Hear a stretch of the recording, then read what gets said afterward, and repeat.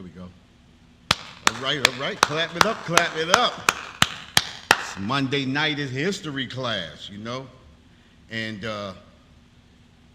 excuse me, let me start like this, Salakia. With the Israelite School of Universal Practical Knowledge started out of 1 West, 125th Street, Harlem, New York, under commanding General Yohana. We've been bringing this truth since 1969, and what is that truth? That truth is that the so-called blacks, Hispanics, and natives are the true biblical Jews of the Bible, and the oppressor is the devil that the Bible speaks of. Now, I'm good, sir. Check this out, right? Tonight's class is going to be from the Emancipation to the Civil Rights era. You understand?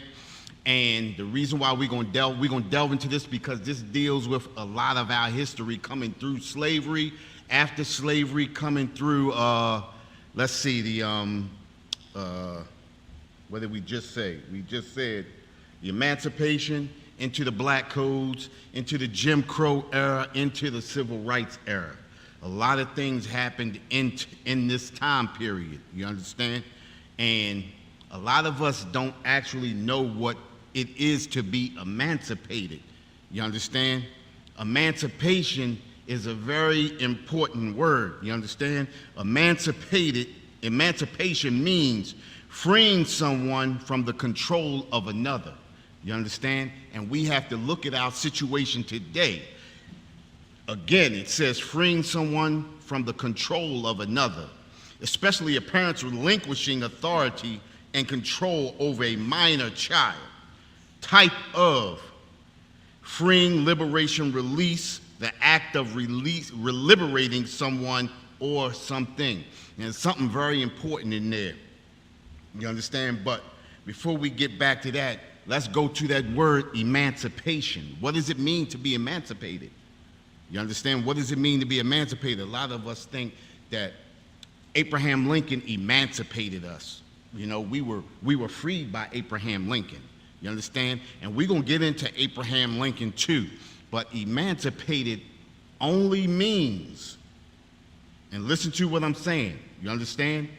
It only means to be taken from being private property and becoming the property of the state. Right. You understand? And a lot of people don't understand, a lot of people don't hear. Our oppressor uses words to make us feel comfortable and to get relaxed in the arms of oppression. Right. You understand? To be emancipated only means to be taken from being private property and now you're awarded to the state. A child can be emancipated from his parents. So if emancipation means to be taken from being private property to state property, if a child is emancipated from his parents, what does that mean? What does that mean, being emancipated from your parents? Well, understand this. If you're emancipated from your parents, you're taken from the authority of your parents and now you become state property. Remember the movie State Property, right? That's a heavy word, state property. That means that your 14 to 17-year-old child now can be convicted as an adult because they have been emancipated from you and now they become the property of the state. That's what it means to become the property of the state. So when Abraham Lincoln emancipated the slaves, listen, let's do this. Let's get that letter that Abraham Lincoln wrote. You got that, sir? Okay, pull that up. Cap Sapari about to pull up the letter that Abraham Lincoln wrote. And he wrote this letter, Abraham Lincoln wrote this letter to Horace Greeley. Horace Greeley was the founder and editor of the New York Tribune and member of the U.S. House of Representatives from the New York's 6th District of the Republican Party. You understand? He was a U.S. House of Representative from New York's 6th District of the Republican Party. Now remember, Horace Greeley was from the North. You understand? Abraham Lincoln basically was from the South. But understand this, right? The battle was not to free the slaves. That's Horace Greeley right there. Can the people see that? Listen, that's Horace Greeley right there. This is a person who was believed to be against slavery. But understand something. To be against slavery in the pre-Emancipation era was illegal. It wasn't that he was against slavery, he was against the South and the economics of the South overpowering the economics of the North. It had nothing about dealing or being freeing the slaves. This is what we mean, emancipation. The Emancipation Proclamation had nothing to do with freeing slaves. We got that letter, sir? Can we read that? From the Executive Mansion, Washington, August 22nd, 1862.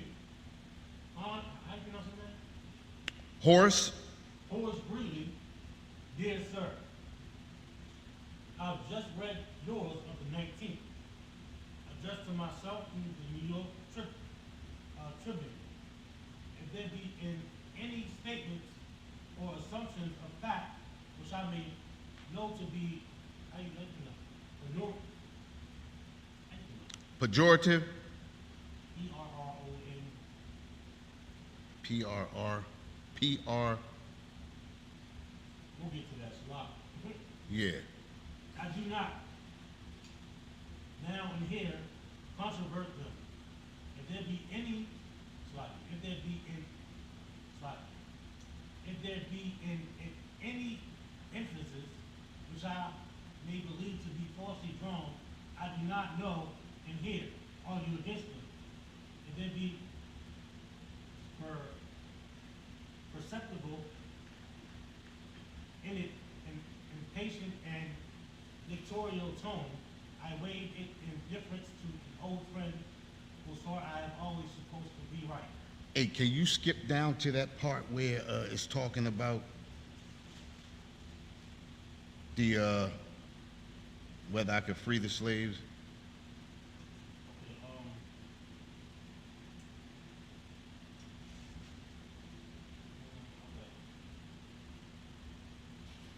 Okay, here we go. If there be those who would not save the Union unless they could at the same time destroy slavery, I do not agree with them. Can we read that again? Go ahead. I do not agree with them. If there be those who would not save the Union unless they could at the same time destroy slavery, I do not agree with them. Right. My paramount object in this struggle is to save the Union. Say that again. My paramount object in this struggle is to save the Union. Listen, Abraham Lincoln said his paramount objective was to save the Union. It had nothing to do with freeing the slaves. He could care whether the slaves were free or not. You understand? It wasn't about freeing the slaves. It was about keeping the Union together. America destroys nations just like that, breaking nations and nations, breaking nations in half. That's how you got a North and a South Korea. That's how you had that war in Vietnam. You understand? That's how you got Sudan. What is that? They got North Sudan and the Sudan Republic, the Republic of Sudan, because America breaks countries apart. America didn't want to be broken apart. They didn't want to become two countries.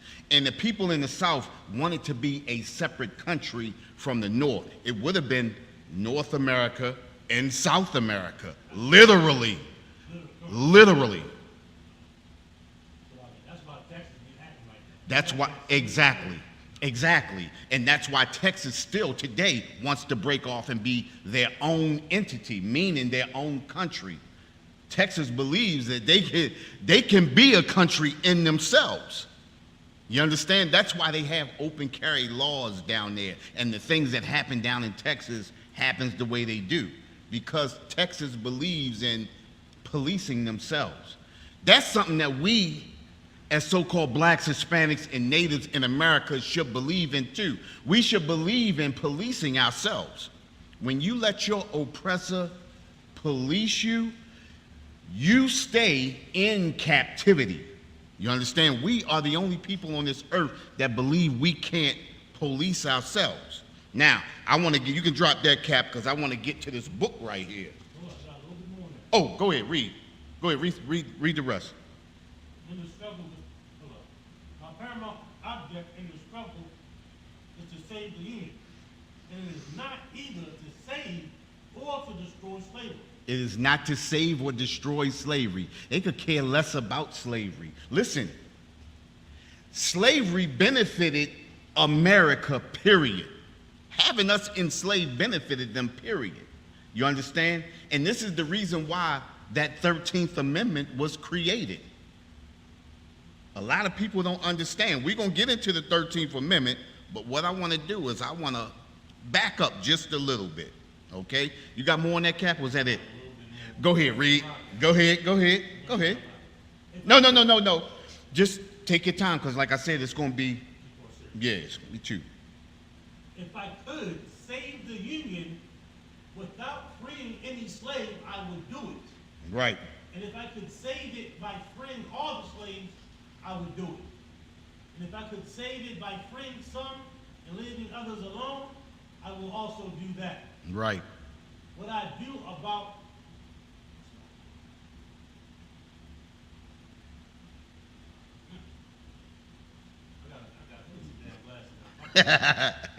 Hey, take it. What I do about slavery and the colored race, I do because I believe it helps to save the Union. And what I forbear because I do not believe it would help to save the Union. Listen, understand this, right? That's pretty clear. Yeah, understand this. Listen, he could do all of that and not free the slaves, he would have done it. Everything was done to keep the Union together. It had nothing to do with freeing slaves. Now think about this, right? This emancipation was only for the slaves in the South.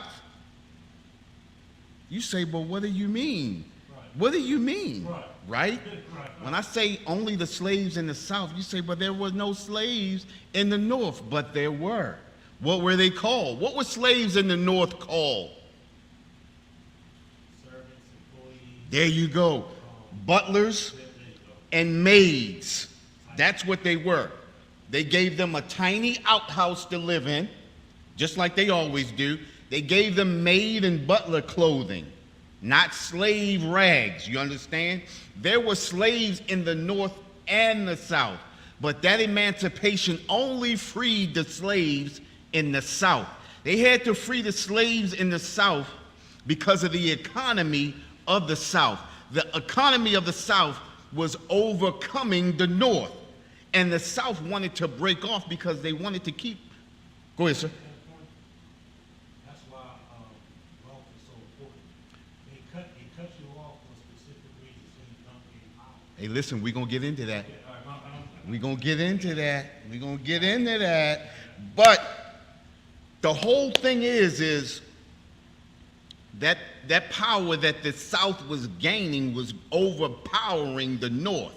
Remember, all of the laws and everything were coming from the North.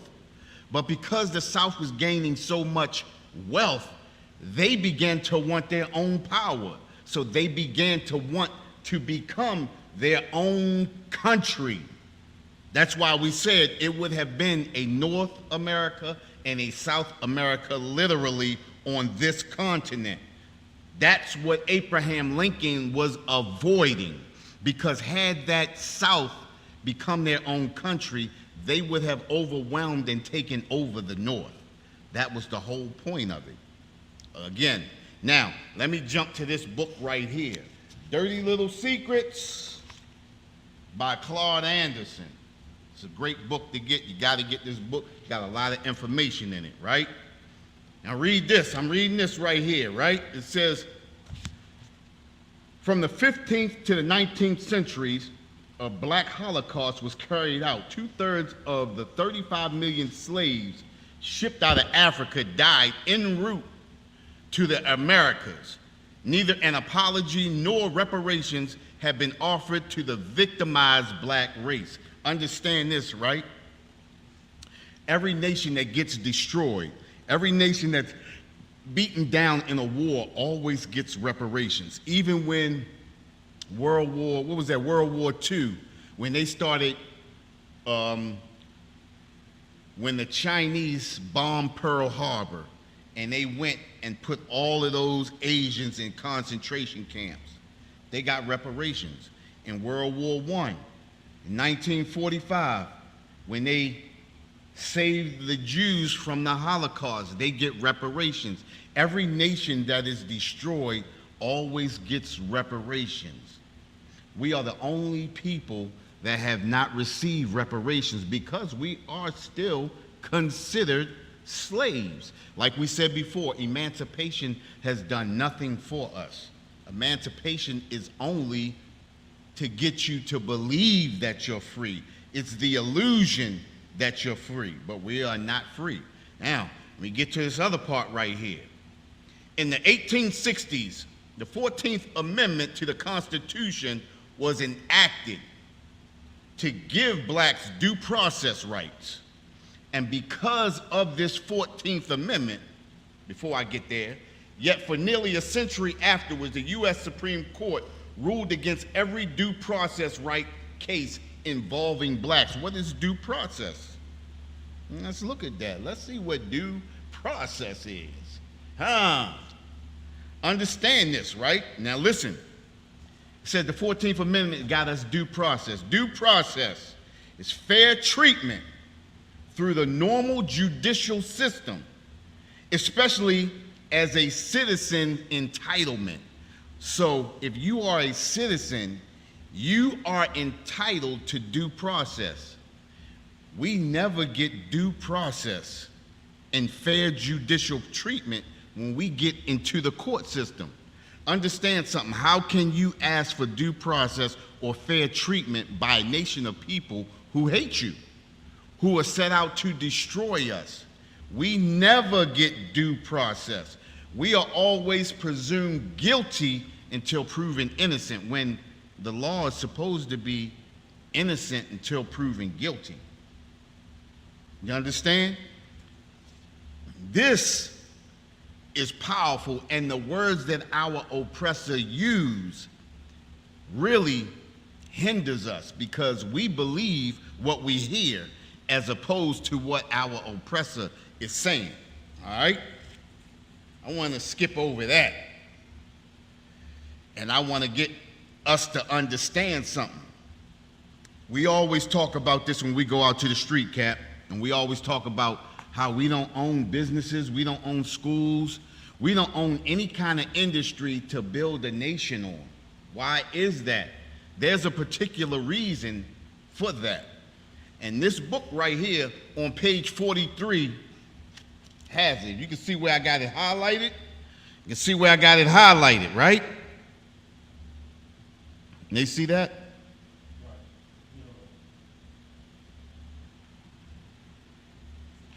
Understand this. Listen to this. Before the Maryland colony came into existence in 1634, newly arrived European whites and African blacks intermingled and socialized reasonably well. In 1638, however, the Maryland colony issued a public edict encouraging a separation of the races. It became the basis of a public policy for race relations in America. The Council for the Maryland Colony Edict stated, neither the existing black population, their descendants, nor any other blacks shall be permitted to enjoy the fruits of white society. The public edict later became more commonly known as the Doctrine of Exclusion.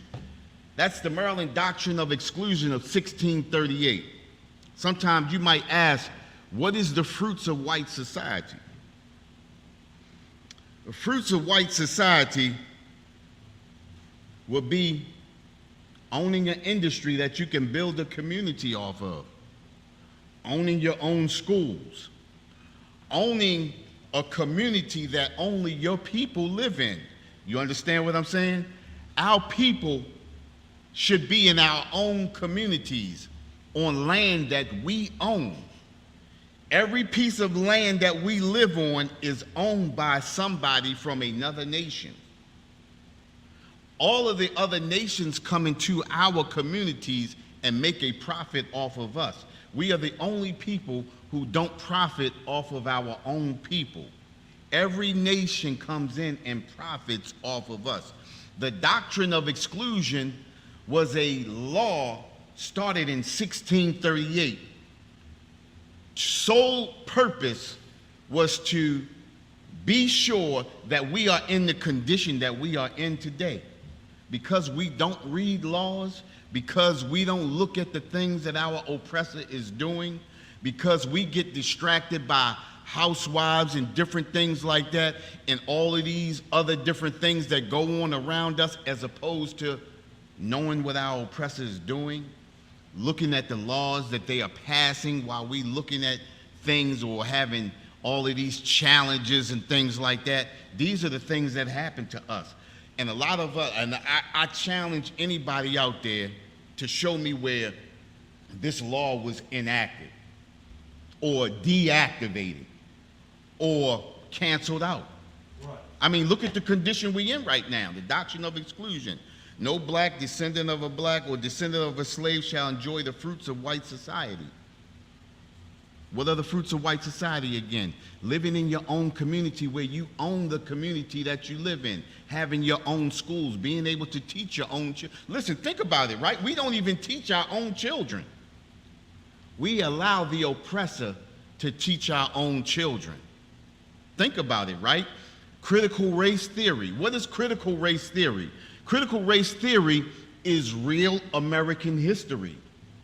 It tells us what America or what our oppressor has done to get America. What America has done to have us in the condition that we are in. That's what critical race theory is. Critical race theory is real American history, but they don't want to teach us that. You got something, Cap? They don't want to teach us that. They would rather let us keep believing that the Pilgrims came over here on the Mayflower and they got along with the Indians and they had a good dinner the day after they got through the first winter and everything was A-okay. Just to add on something real quick, and that's just further proof that the Native Indians and the so-called Hispanics are God's chosen people. Right. Nobody else has experienced that. Nope. They have to change their history and teach it in their curriculum. Right. Exactly. Everyone hasn't experienced that. They make sure you learn about the Holocaust. Right. All other nations, their history, they haven't done that. Right. But only Native Indian, Hispanic, and the so-called Negro, we got to deal with something. Exactly. And that's something that we always talk about when we go out on the streets. It's funny that out of all of the nations that are on this earth, the only peoples whose history has been changed is the so-called blacks, Hispanics, and natives. That's got to be a red flag right there. That's gotta get you to like start thinking like, why is it only us? Because we are the true biblical Jews of the Bible. We are who this Bible talks about. You understand? If you read Deuteronomy, the 28th chapter, you will start to see those, what do they call them? Those markers, you know, specific markers that define us or identifies us, those identifying markers. You understand? If you start looking at those, at Deuteronomy, the 28th chapter, you'll begin to see those identifying markers. Even if you start reading through the chapters of the Bible and reading the stories of the Bible, you'll begin to identify yourself with those stories in the Bible. Why is that? Because that Bible is about us. That Bible is about yesterday, today, and what's going to happen in the future. You understand? We are the only people on the planet that has a book like that. We got to start coming into our own understanding. You understand? That was it right there, right? That was it, right? That's all I had with that right there. But that doctrine, that Maryland doctrine of exclusion, like I said, that's written right here in Claude Anderson's book, Dirty Little Secrets. You understand? Right. And it's a lot of books out here, apartheid book. This medical apartheid, this book will tell you how America experimented on us. You understand? The things that they did to us, the Tuskegee experiments, all of that is in this book. Everything that Johns Hopkins did to destroy the people in Baltimore is in this book. Not only in Baltimore, but all around this country. You understand? There are a lot of books out here that tells our story. You understand? But we get too distracted on certain things. You understand? We got to start understanding that we got to come back to these laws, statutes, and commandments. Now, getting back to this emancipation, it says freeing someone from the control of another, especially a parent's relinquishing authority and control over a minor child. Type of freeing, liberation, release, the act of liberating someone or something. Listen, that it's a phrase. This phrase, type of, is very important. The definition, and it's crazy that it's a definition for the phrase type of. Type of, meaning, rather, to some extent, often expressing vagueness. And that's one thing that our oppressor always does. Our oppressor expresses everything vaguely so that he can carry the line wherever he wants to carry the line, or used as a meaningless filler. We got to listen to what our oppressor is saying, right? Let's, that first scripture I want to get, Cap, Deuteronomy 28:68.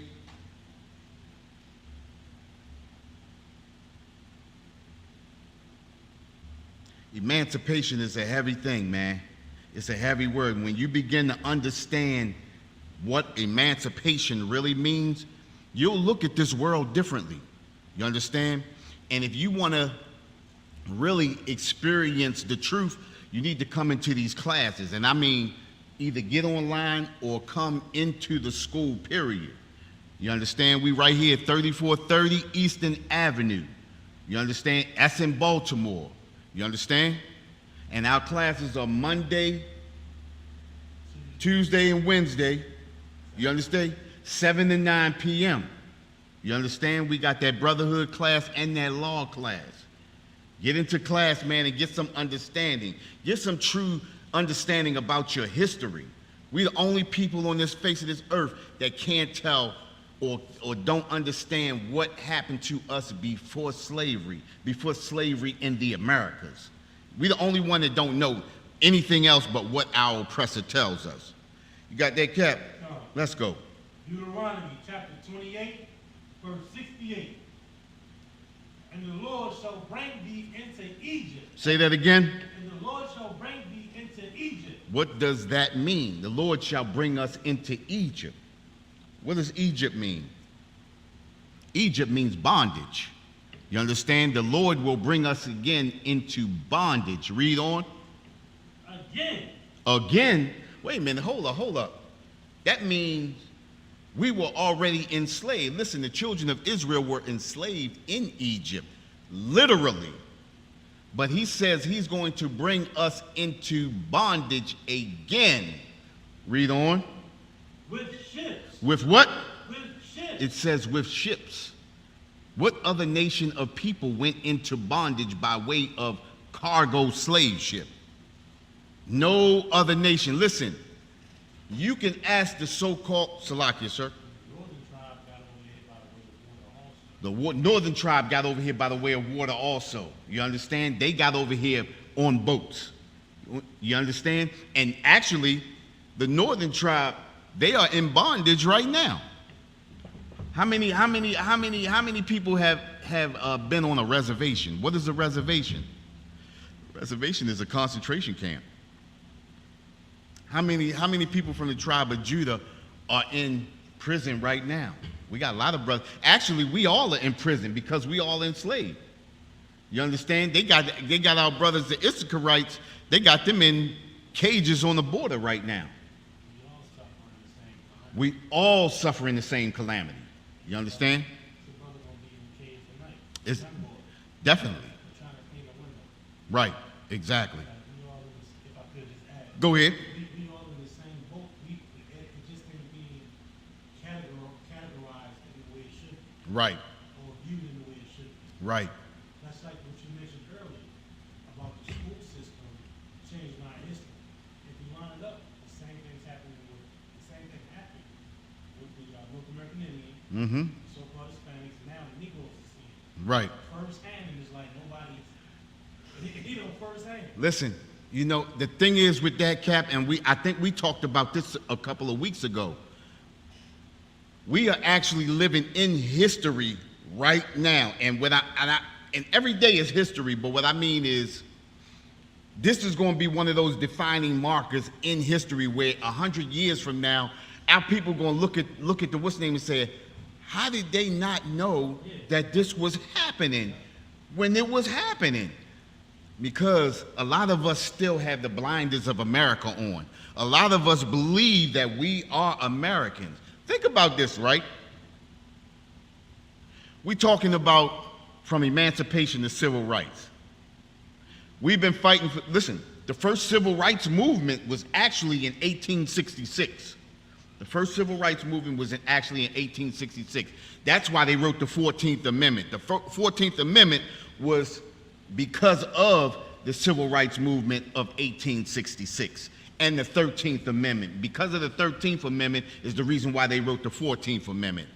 The reason why that 13th Amendment, Slovakia, the 14th Amendment was written because of the 13th Amendment. The 13th Amendment is that amendment that says that we are free unless we commit a crime, and then we are duly processed and put back in, and we can be put back into slavery. And it doesn't say back into prison, but it says back into slavery.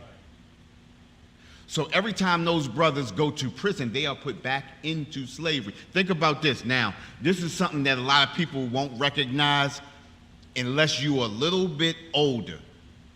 And what I mean is, if you were born in the 80s, or if you remember, or if you can recollect the times of the 80s, you know those wildfires that break out in California and Arizona every year?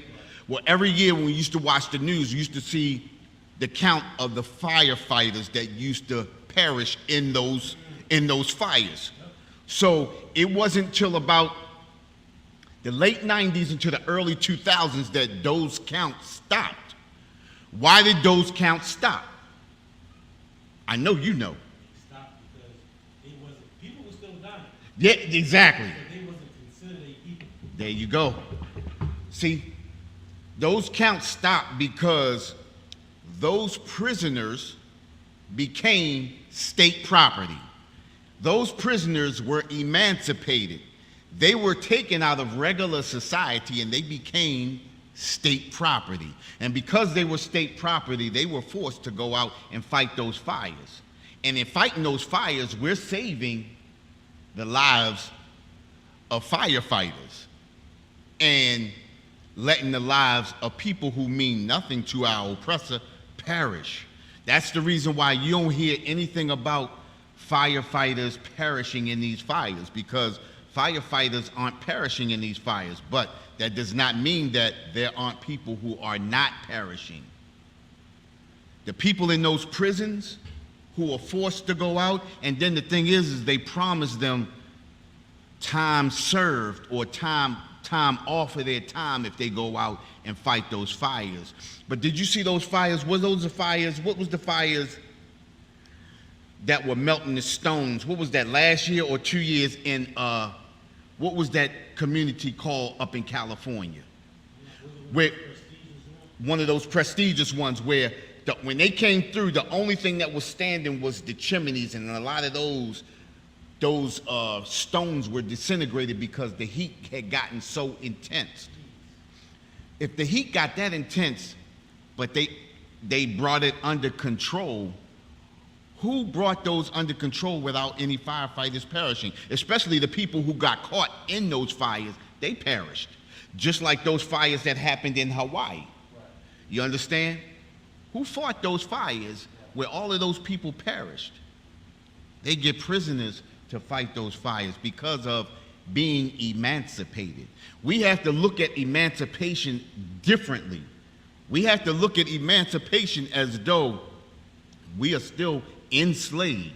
So we have to conduct ourselves in a different manner. We have to understand that if they get a chance, they will destroy us by any means necessary. You understand what I'm saying? You got more on that, Cap? Or was that the end of that? Go ahead. Again, with ships. With ships, go ahead. By the way whereof I spake unto thee, thou shalt see it no more again. We shall see our land no more again. You understand? The thing is seeing our land no more again, we don't even remember where we come from. We have no understanding because we've been so destroyed in America, we don't even realize the land that we come from. We believe we are from America. And a lot of us say that thing, what's that thing? I was born here in America, so I'm American. But nobody says that. Think about this, right? No, understand this too, Cap. Listen to this. When we see a Chinese person, even if they were born here, what do we call them? We call them Chinese because we know where they belong. But we truly think we belong here. We do not belong here. Africans, even an African, even if they were born here, they know exactly. And this is the thing. Even the Nigerian born here knows his history. He knows his lineage. He knows what tribe he's from. He knows where his family derives from.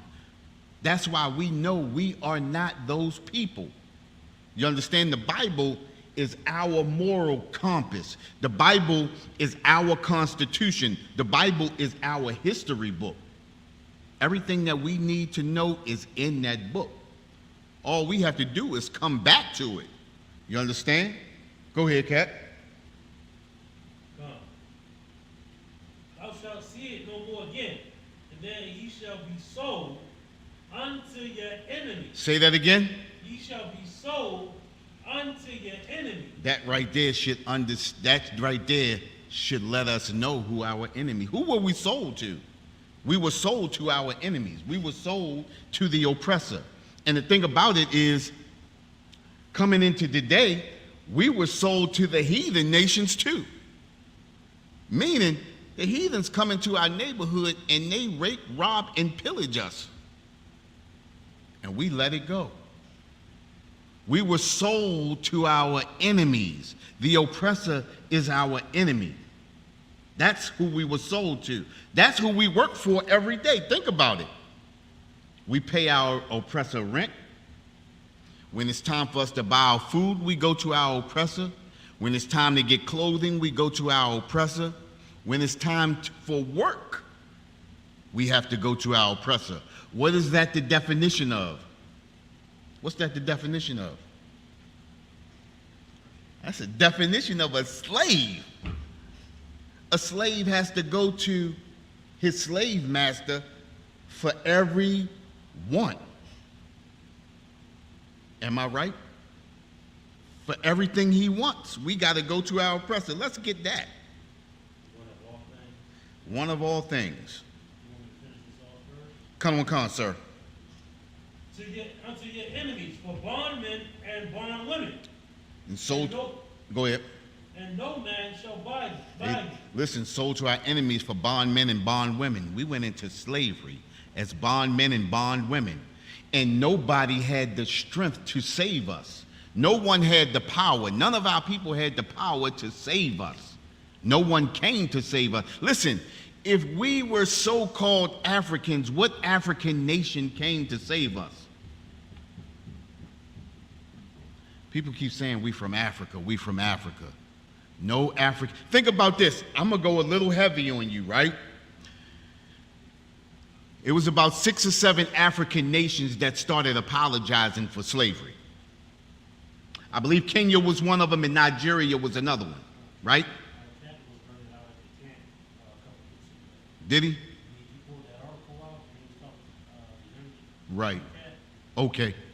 But no, you're right. You're absolutely right. We did, you know, we did a class last year on that, right? Yeah, we did a class on that last year.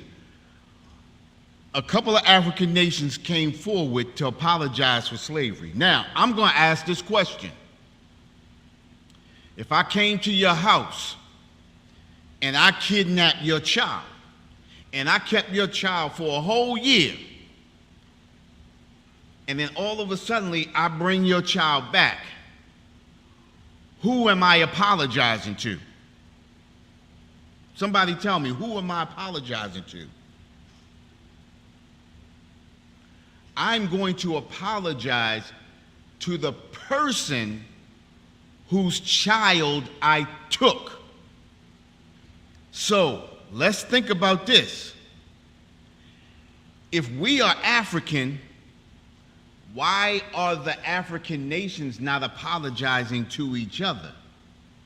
Why are they apologizing to us?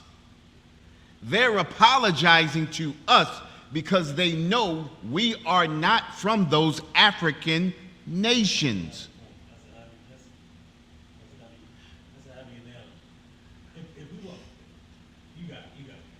They know that we are not from those African nations. That's the reason why Kenya is not apologizing to Nigeria. This is the reason why South Africa is not apologizing to the Congo. You understand? And all of these nations that people keep saying that we're from. Ethiopia and all of this. This is the reason why no African nation is apologizing to another African nation. They're apologizing to us because they know we were never African. Boom. Epiphany. So the next time somebody tell you you're African, you tell them, if I'm African, tell me what nation I'm from. And this is the reason why, sidebar, Cap, real quick, sidebar, right? We don't believe in reparations, right? We not fighting for reparations. We not looking for reparations, right? Cap? That's not what we about. I just want to, that's not justice, right? But understand something, because I'm going somewhere with it, right?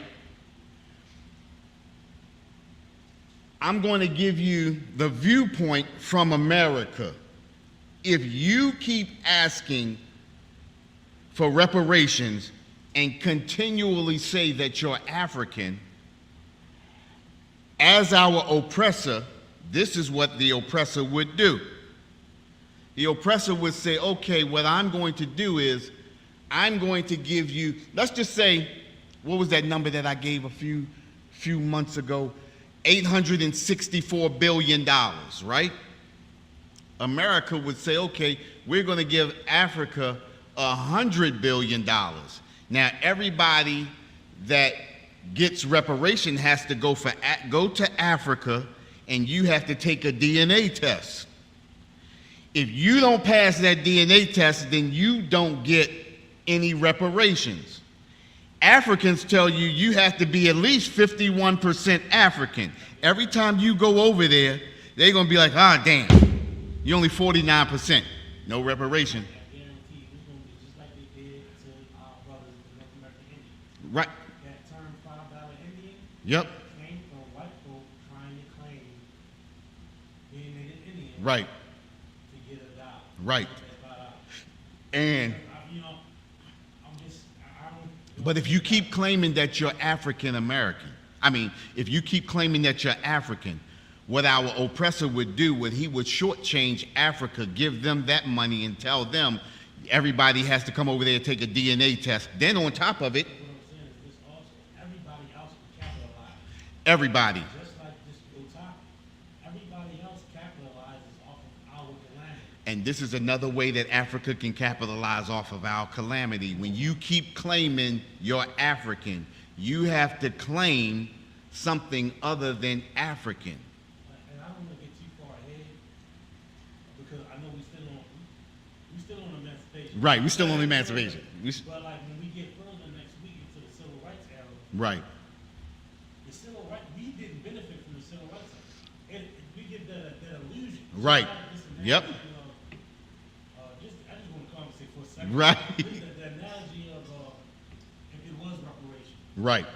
The same thing would happen that happened during the civil rights era. Right. Everybody else capitalizes, and our demise and descent go down. And that's a topic. That's the topic right there. When I get to the civil rights, right there, that's a part of that too, right there.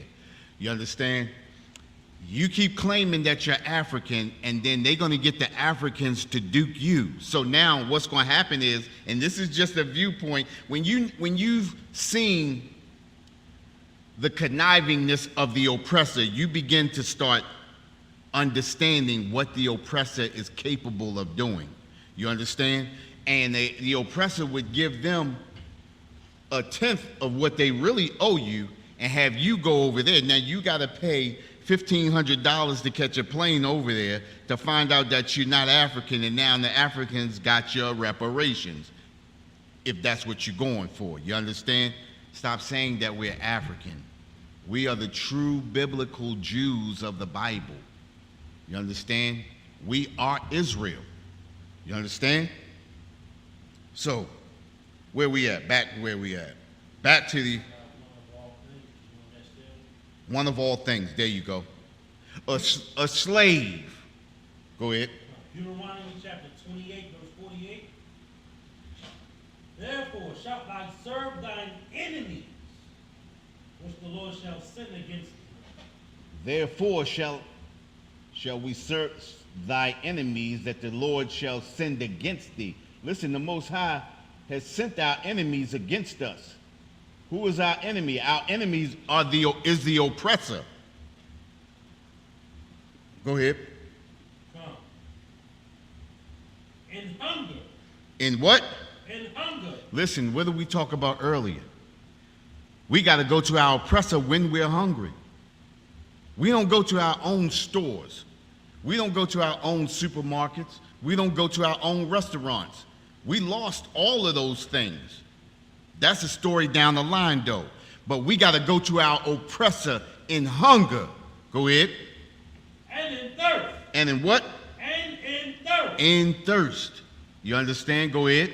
And in nakedness. And in nakedness, we have to get our apparel from our oppressor. We don't have any more clothing shops.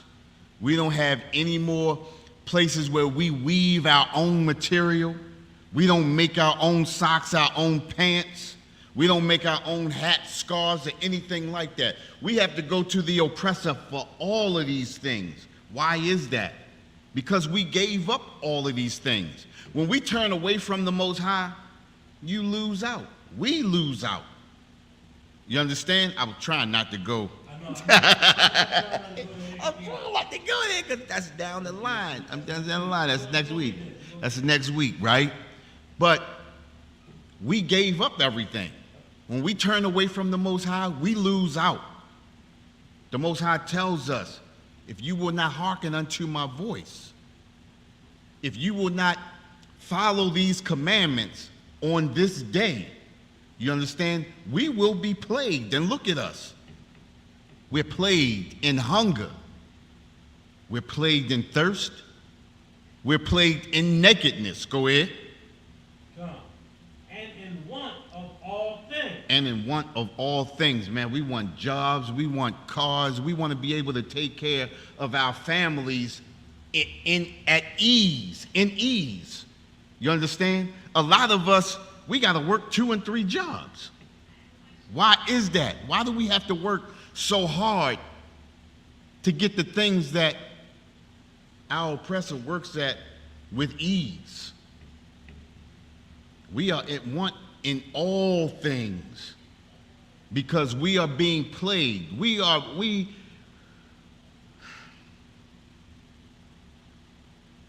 cursed. We cursed. We cursed because of our own doing, because we won't hearken to the voice of the Lord of the Most High. Or we won't. Yeah, how about that, man? We want to be Muslim. We want to be Christian. We want to be Buddhist. We want to be atheists. We want to be everything but what the Most High told us to be. The Most High told us to be obedient. Follow my laws, statutes, and commandments. I'd rather be obedient than be a Muslim.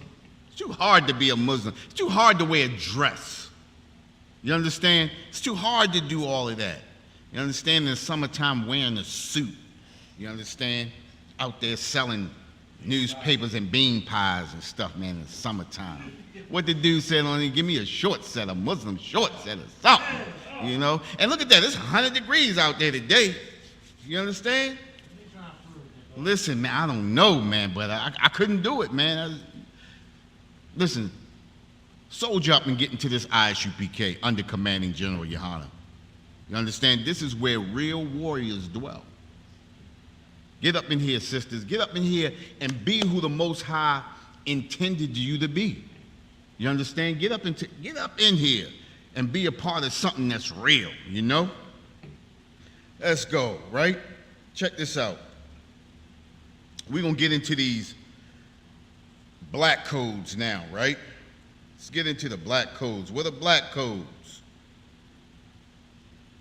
The black codes were cited as justification for the Civil Rights Act of 1866 and the 14th Amendment. Man. Black codes were a series of laws passed in the southern United States after the Civil War to limit the freedom of African Americans.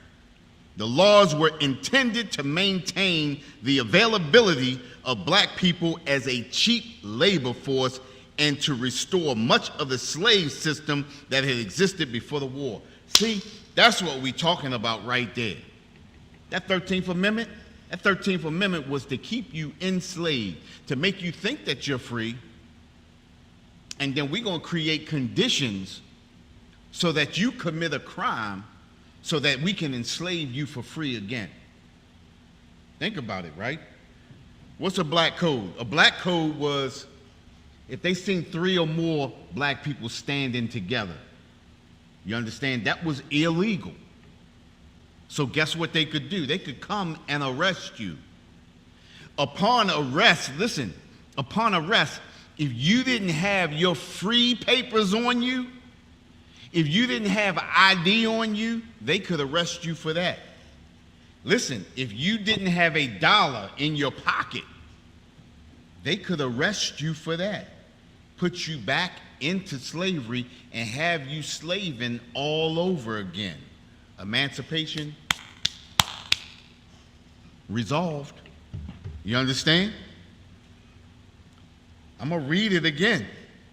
Black codes were a series of laws passed in the southern United States after the Civil War to limit the freedom of African Americans. The laws were intended to maintain the availability of black people as a cheap labor force and to restore much of the slave system that had existed before the war. Black codes varied slightly from place to place, but generally included restrictions on voting rights, the illusion of inclusion, to vote.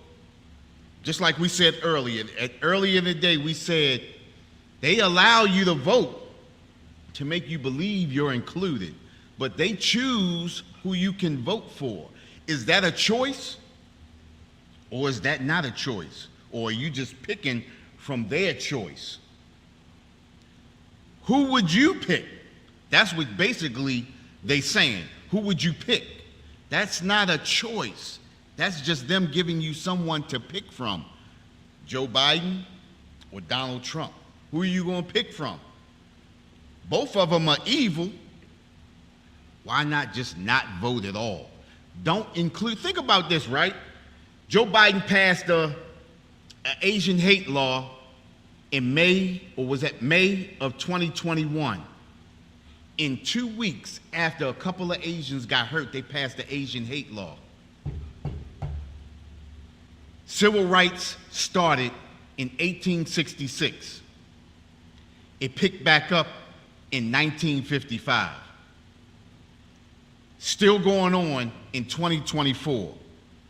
Still ain't got a Negro hate law. How many Negroes have been destroyed since 1866?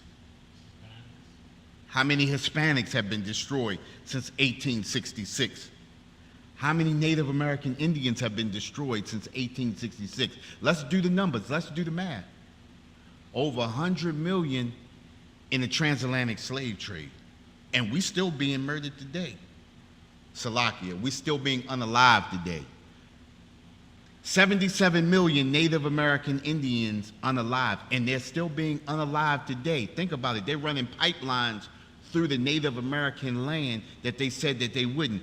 Over 177 peace treaties that they made with the Native Americans, and they still breaking those peace treaties to this day. 55 million unalived Hispanics on the border, still being unalived today, still being unalived in the Rio Grande River, trying to get a piece of something that they think is freedom. You understand what I'm saying? Do those numbers against any other unalivable situation. At the same time, think about all of those black cities and towns that they destroyed from 1870 all the way through to the day. Listen, our towns are still being destroyed to this day. Think about, in 1985, they dropped that bomb in Philadelphia over that community in Philadelphia. Nobody paid for that. After all of those people were unalived in 1985. That was just right around the corner. Nobody was, held accountable for that. Surely the oppressor is the devil that the Bible speaks of. Only a devil could do something like that. You understand? Only a devil. What does devil mean? Devil just means deceiver. Who deceives everybody across the face of the earth? Right now, people are being deceived in so-called NATO. People are being deceived in this so-called presidential race. Will you be deceived? You understand? Let's see. Voting rights, depriving African American men of their voting rights. This was a black code. We get deprived of voting rights since they supposedly gave voting rights to so-called African Americans. You understand? First thing is, us being disobedient to the Most High has us in the condition that we in today, being disobedient. All we had to do was follow and do what the Most High told. Listen, we should be running this earth right now. America, these governments should be under our authority right now. I mean, look at us, the greatest people. And think about it, as we always say this. We always say we're the best athletes, we're the best minds, we're the best mathematicians, we're the best thinkers on this earth. We're the most compassionate. We have empathy for all the other nations. Why are we on the bottom? Disobedience. That's the first thing. Being disobedient has us in the condition that we're in today, right? Deuteronomy chapter 17, verse 15. Don't worry, Cal, I got you. Deuteronomy chapter 17, verse 15. Right? Being disobedient has us in the condition that we're in right here today. Being disobedient. If we had just listened to the Most High, like I said, we'd be on top as opposed than on the bottom. Every nation comes from another nation, comes over here and takes a step right over top of us. Listen, I didn't even know it was that many Palestinians in America until this war over in Israel broke out. You don't see them out in the voting booths and in the voting line. You don't see them lined up. The Asians, you don't see them lined up. The Arabs, you don't see them lined up. Because they know there's no power in voting. The power is in community. Our power is in us coming together. Read that Acts chapter 4, verses 31 to 34. That's where our power, that's how our power is supposed to operate right there. You understand? You got that, Cap? Come. Deuteronomy chapter 17, verse 15. Thou shalt in any wise set him king over thee. In any wise, we should not set any king over us, especially a king from another nation, a heathen. We should never put a heathen over top of us. When you go out and you choose a heathen and put a heathen over top of you, that's just disobedience.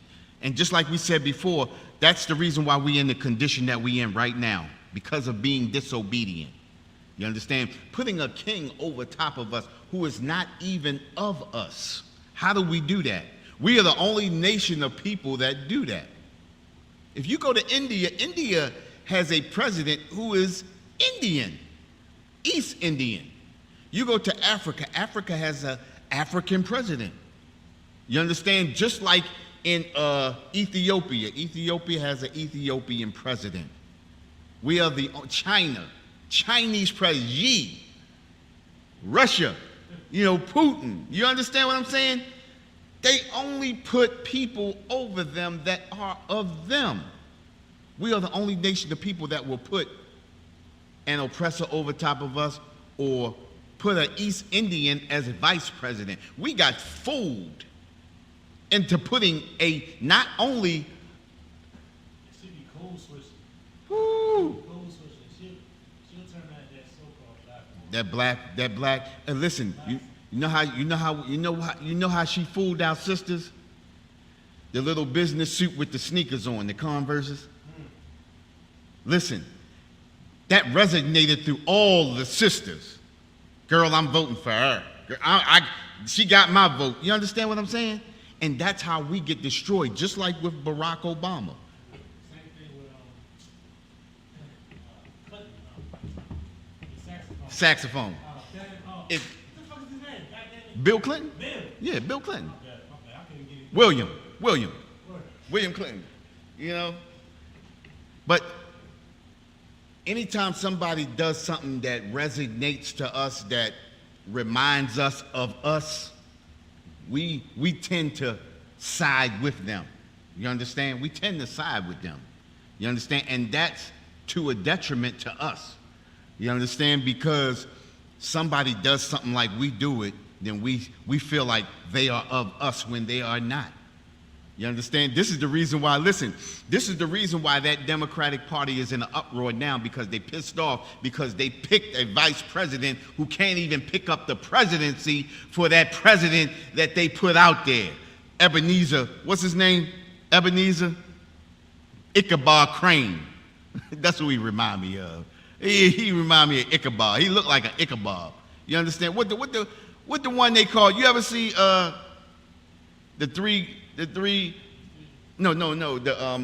Christmas Carol with the ghosts. Remember the old one with the chains around him? What is his name was? Bob Cratchit.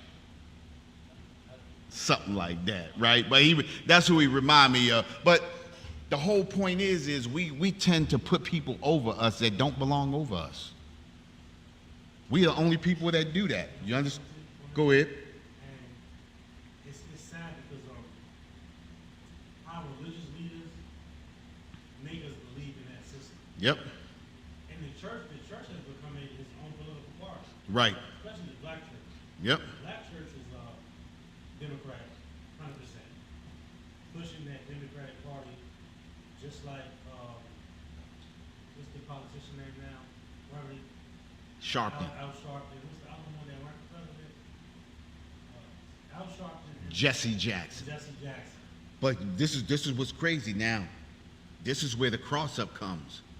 Because that Southern Baptist convention, Those are Republicans. So you got Democrats pushing their votes to Republican. They sending all of that money that they getting is going back to the Southern Baptist Convention Center. That's to oppressor Republicans, white Republicans. That's what's crazy about that. Ain't nothing democratic about them. You understand? And they got a whole umbrella. All of those churches are under that one umbrella. You understand? Go ahead. John. Thou shalt in any wise set him king over thee, whom the Lord thy God shall choose. Whom the Lord thy God, we should not put anyone over us that the Most High did not choose. You understand? And I know the Most High didn't choose Trump. I know the Most High didn't choose Biden. I know for God, Salakia, I'm sorry. I know that he did not choose, what's her name? Harris. Kamala Harris. You understand? The Most High is not going to put oppressors or heathens over top of us. So we should not choose to put oppressors and heathens over top of us. You understand? Go ahead. John. One from among thy brethren shalt thou set king over thee. Well, it should be one from among thy brethren. It should be one of us from the 12 tribes of Israel that should be put over us. And on top of that, it should be one that the Most High has chosen. Did I go too far ahead? Did I skip too far? Okay. Go ahead. Thou mayest not set a stranger over thee, Which is not thy brother. we should not set a stranger over us, which is not our brother. This voting really destroys us as a people. We should let them fight over who they want to be president. We should come together and take care of our own people. That's how, you know, our society under this captivity should operate. We should operate under this captivity just like all these other nations. We should not be fighting to get to the voting booths. Think about it, right? If you're a voter and what you voted for and the premises that you stand on have not been fulfilled up to this far, that means voting has not done anything. Somebody tell me, what has voting done for us? Has anybody asked any questions on that, Cap? We got any questions relating to the topic? Okay, cool. It shouldn't be nothing on here either, right? Don't worry about it. Don't worry. I don't think so. All right, but we should not be putting anybody over us. And then, like I said,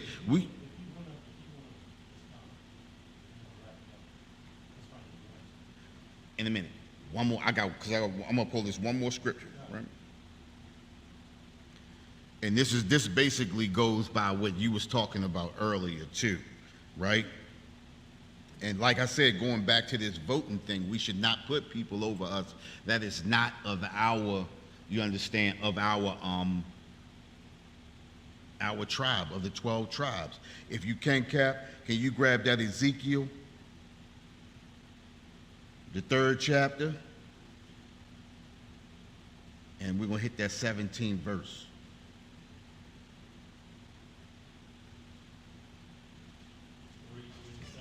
Yep. Ezekiel chapter 3, verse 17. And we're going to wrap it right there.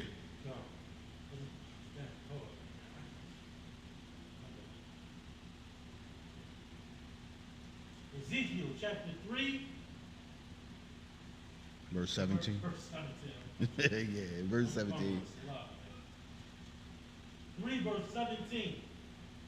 Son of man, I have made thee a watchman unto the house of Israel. Hey, listen, he's talking about the Son of Man. He's talking about the brothers of Israel. You understand?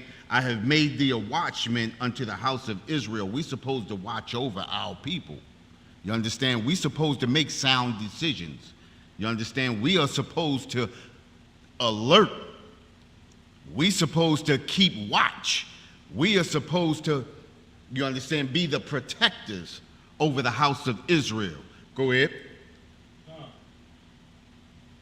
Therefore, hear the word at my mouth, and give them warning from me. And we supposed to give warning for the Most High. You understand? We supposed to warn our people when something is awry, when something is not right. Our watchmen are not watching over us like they supposed to. And I'm speaking of, you understand, all of these so-called black leaders that we supposed to have. You understand? Right here in the ISUPK, we're watching over our people and we're warning our people. You understand? We are that sounding bell. You understand? We are not that dog that cannot bark. You understand? We're warning our people. You understand? We're giving warning. We're letting our people know we cannot put oppressors or heathens over us that the Most High did not choose. You understand? But the people who are those black faces in high places are putting those people over us, and they're telling us to vote for those people when the Most High told us we should not put people over us that are not of our nation. You understand? And with that, we're the Israelite School of Universal Practical Knowledge, started out of 1 West 125th Street, Harlem, New York, under commanding General Yohana. We've been bringing this truth since 1969. And what is that truth? That truth is that the so-called blacks, Hispanics, and natives are the greatest people to ever walk the face of this earth, and the Bible identifies us as the true biblical Jews of the Bible. And with that, we pass the class over to Captain Saparia.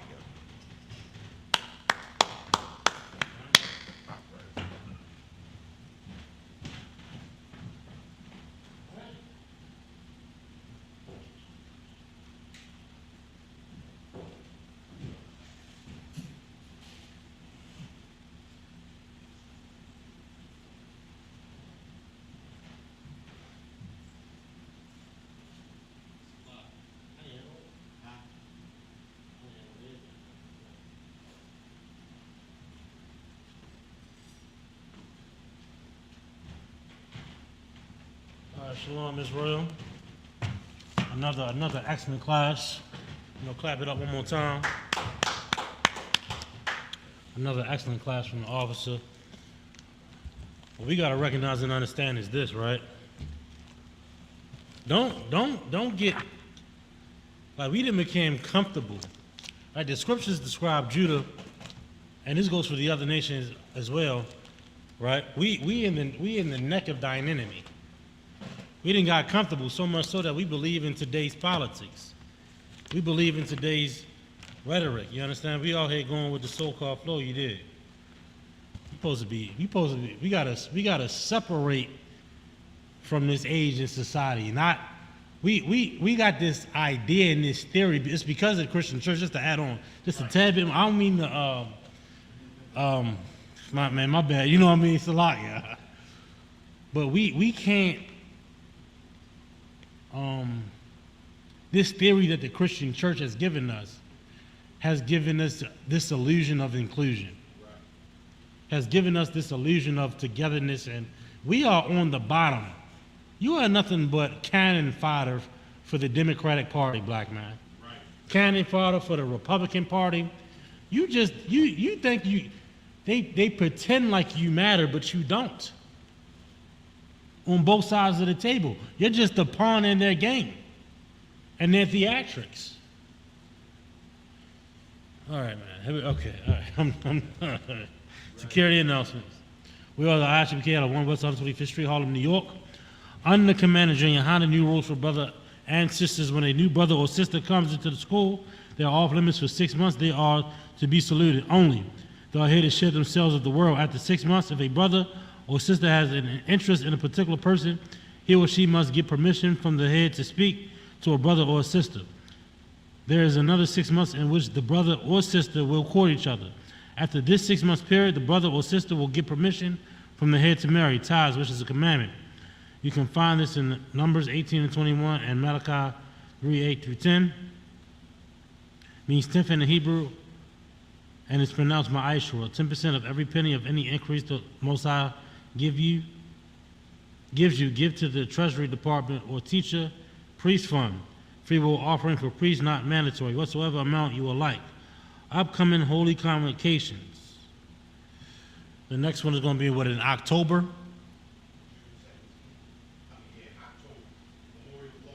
Memorial of the blowing of the trumpet is in October, all right? October the 2nd. All right, so be there, be in the building. Remind Akim and Aquathian to check on social media such as IGPK.com, Facebook, Twitter, YouTube, and so on for IGPK events and materials. If a brother wants to be a trooper in the school, then he's to start wearing all black, which includes black boots, shirt, pants, headband, and scarf. All right, with that, that's gonna conclude the class. Individual Majum, we will give one courteous salute to the teacher. Individual Mayim Shabbat, Mayim, Barak, Yahweh Bashim Yahweh Shabbat, Class dismissed.